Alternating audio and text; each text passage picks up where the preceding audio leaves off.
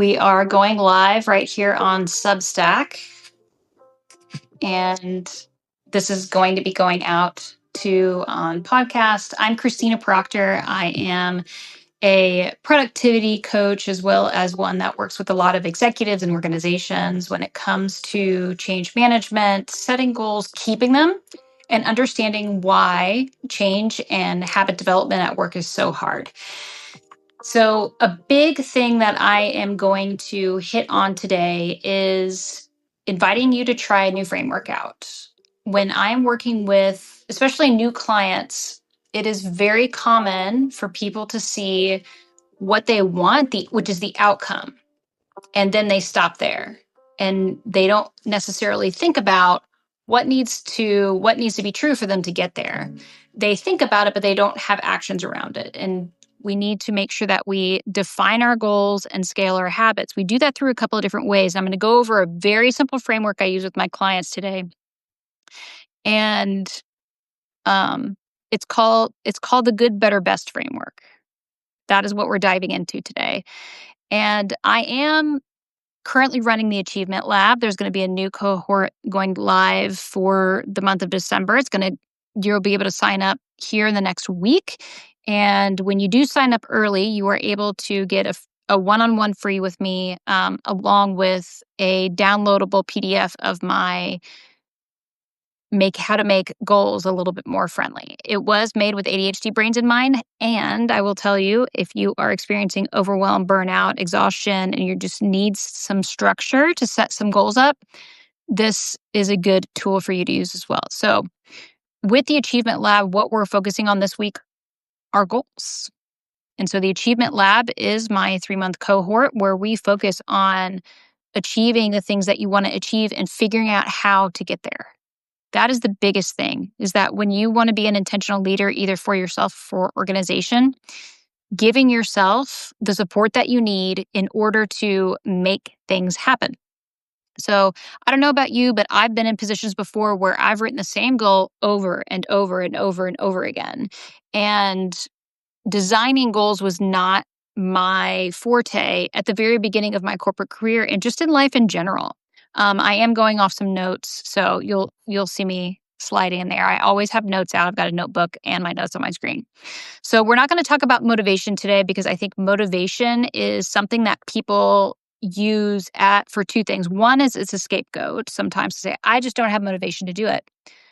And or they use that as something that they're just not getting enough of. And motivation wanes. So what we want to move away from is relying on motivation to get into momentum. What really gets you into momentum and keeps you there, motivation is good to get you into it, but it won't keep you there. It won't keep you in movement, action taking places. So what we want to do is create processes/systems to continue that momentum. It'll make it easier. So when you're creating goals, you need to keep that in mind. So often, most of us are told to set SMART goals, right? Specific, measurable, actionable, relevant, and time bound. But those were built for like project management, not necessarily human behavior. And that's where people fall into the trap. So if you've got a busy brain or have overwhelm, SMART goals can really feel like they are a trap. And so you spend time writing them down and doing them. And the good news about SMART goals is that our brains really do crave clarity. So if you say, I want to be healthier, that's not clear enough for you to really take action. It's clear enough for you to implement shame upon yourself to say, I'm not doing this perfectly. It's not clear enough for you to actually get momentum. So we end up writing out things like be more consistent, working out more, staying more organized. Those are not goals. Those are identities. And so we want to move away from using those types of phrases when it comes to setting goals. What we really need are goals that show us what to do, not necessarily who we want to be, because we know who we want to be. Our goals need to align with what we want to do. Okay, so that's where we get a mess. It's okay to have identity in the direction that you want to go. What's not okay is that the identity is the goal. That's not what we want. We want to move ourselves into what we want to be doing. So here's the framework that I teach inside the Achievement Lab. It's super simple. So if you have a piece of paper and a pen, write this down. It is outcome. The first thing is outcome. That's the goal. Process and the habit. The outcome is the result you want. The process is what gets you there. And the habit is the repeatable cue that keeps it alive and keeps it in momentum. So an example could be like this. The outcome is to have more energy during the day. The process might be I need to move my body regularly throughout the day. And the habit to really keep that moving is walking 10 minutes after lunch. So once you identify those three layers, the outcome, the process, and the habit, you're able to stop fighting with your brain because you've made the goal doable. So most people stop at the outcome and just think that now that I have the outcome, I should just make the goal easier. But what that really does is keeps our brain stuck in the ambiguity of it all. So, but when you add the process and when you add the habit, it creates that roadmap for you to be able to start and to keep going. So if you are listening live, I would love to hear one goal in the chat. Let's see if we can turn it into an outcome, process, and habit example together. If I would love to hear it. I'm here to support that. If you're listening to the recording, I do encourage you can comment on this live or the video that you're listening to and let me know what your outcome, process, and habit example is that you're wrestling with or wanting to implement. So once you have your outcome, process, habit identified, here's the next step that we want to get into. This is really getting into the how.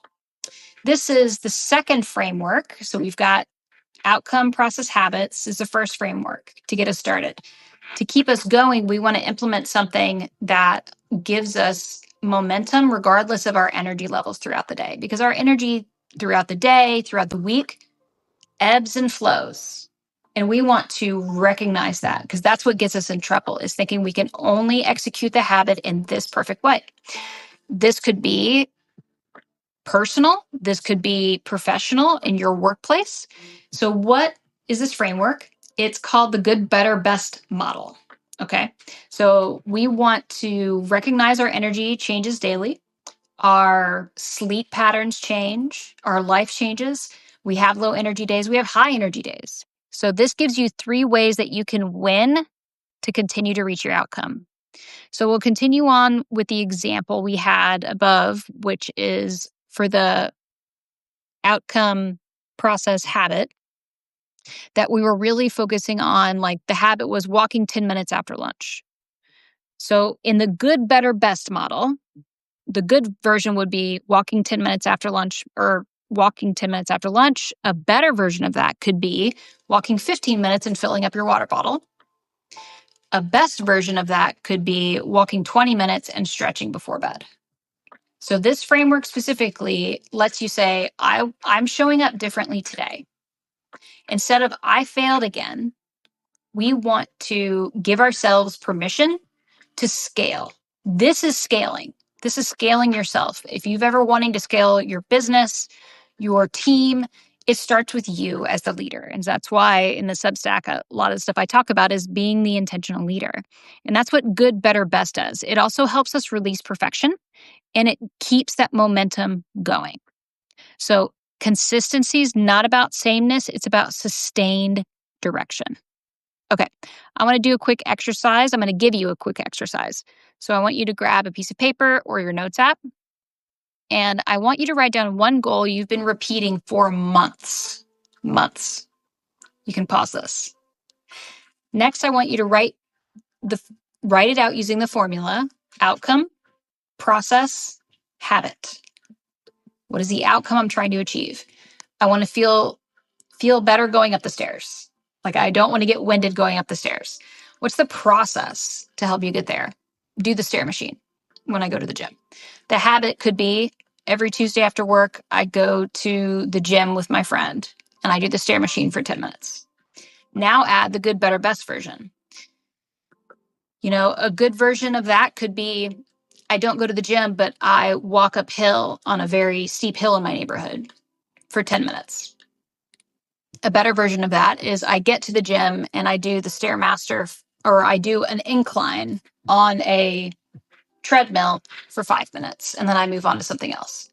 The best version of that could be I do a Stairmaster for 20 minutes. And so thinking about your outcome, your process, your habit, and then scaling it. Good, better, best. So that's your baseline for momentum. That's what progress actually looks like. So if you are running your business and you are trying to shoot for 50 LinkedIn DMs a day, knowing that there's going to be some days where a kid may be sick, you may be sick. What does good, better, best look like in that scenario?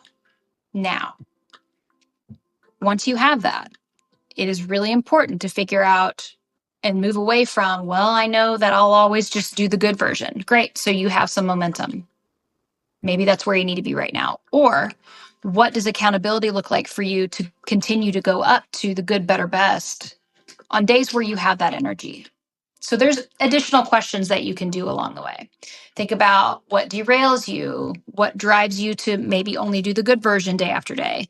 Is the good, better, best really how you have it laid out right now? Does it really make sense? Can you even achieve the best version of that right now with where you are? So remembering what those things and what those questions are as you're identifying going through that framework. So if you feel relief doing that exercise, it's exactly what we build inside the Achievement Lab. If you're confused and you're not quite sure how to move forward on your own, that's also what we do inside the Achievement Lab. And so I work when you join, you get a 45-minute session with me and we talk about your goals and what are the very clear next steps and what are your priorities for the next 8 to 12 weeks, so that we can get you in the momentum that you know that you can be, is to get to the achievements that you are moving toward or you want to move toward. So if you are interested in more, go ahead and DM me right here if you're listening on Substack. Anywhere else, you can shoot me a DM on whatever platform you're watching this on. So I do have several free downloads I'll be sharing. So make sure to subscribe to my Substack. For people who are interested in the paid tier, I'm going to be releasing a very simple series of videos. We're talking like 3 5-minute videos that go into how to implement this for yourself at home and in business or in your job so that you can get toward the goals faster that you want to get to. So if what you've been doing is not working for you, you can start by subscribing to my Substack and get some of those questions answered on how to get those goals moving forward in your life. So start small. Progress counts regardless of how small it is. It counts every time you show up, even if it's just in the good version. So you're not behind, you're building. So if you got questions, shoot me a DM. Otherwise, I'll see you on Substack.